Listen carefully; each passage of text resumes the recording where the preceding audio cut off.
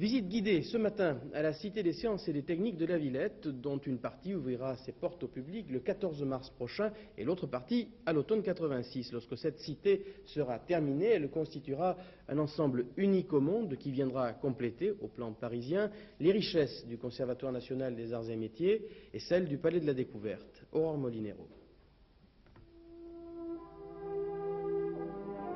Il était une fois un musée de la connaissance coincé entre l'Arc de Triomphe et l'Obélisque.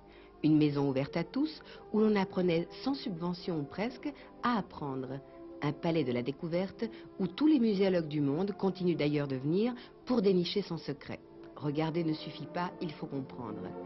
Et il est vrai que l'on en sort un peu plus lourd de connaissances. Le monde y est divisé en disciplines, physique ou biologie, et l'on peut y faire des expériences. Alors quelle différence avec cette nouvelle cité des sciences et de l'industrie, et surtout pourquoi ces 7 niveaux sur 3 hectares qui ont déjà coûté plus de 4 milliards de francs, et si loin à la Villette, sur le lieu même des anciens abattoirs? En ce qui concerne le Palais de la Découverte, nous avons déjà commencé à collaborer avec lui.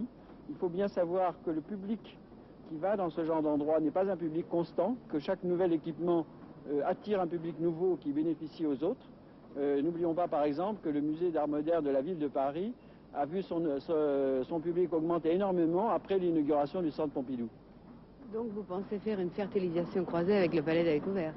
Tout à fait, avec une approche assez différente mais complémentaire. Et vous pensez qu'ils auront des crédits à la hauteur des vôtres? Je ne sais pas à quelle hauteur on peut parler, mais ça c'est un problème qui concerne le Palais de la Découverte et son ministère de tutelle. Je pense que le contenu a été fait avec naturellement beaucoup de scientifiques et aussi beaucoup d'industries. Au total, entre 2500 et 3000 personnes auront travaillé à réaliser le contenu d'exposition permanente.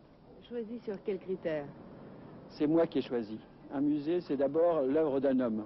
Un homme qui a choisi mars 86 pour ouvrir la moitié de l'exposition permanente, plus une médiathèque de 150 000 volumes pour commencer et un planétarium.